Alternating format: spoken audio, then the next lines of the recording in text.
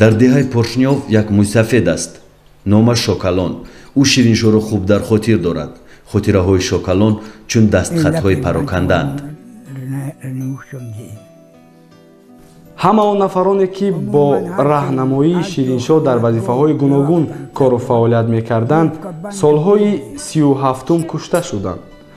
баъзе аз онҳо беному нишон гашта, дигар ба ин хоб қадам намонданд. хабари маргу зиндагии онҳоро касе надорад. ман Шириншоҳро аз давраи мактабхониш медонистам. медонам ки дар ибтидо инҷо мехонд ва баъд дар Тошканд таълим гирифта буд. бале, ҳамсари якуми Шириншоҳ помирдухтаре бо номи Ҳусниямоҳ буд. Ҳусниямоҳ духтари амаки ман мешавад.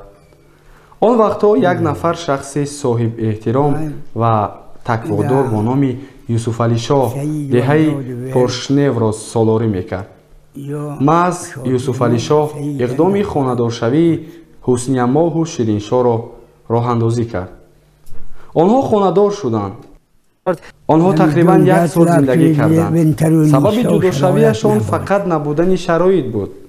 Шириншоҳ шароити дар Помир монданро надошт ва дар ин баробар наметавонист ки Ҳусниямоҳро бо худ ба Русия барад. он замон ӯ он ҷо мехонд. хеле камбағал буд. таи 3-4 сол натавонист ба Помир биёяд ва хешовандони духтар талоқашро ситонида ӯро ба Мирзобек номард ба шавҳар доданд. дар зодгоҳи Шириншоҳ аз он рӯз то имрӯз тағйироти чашмгире ба вуқӯъ напайваста аст.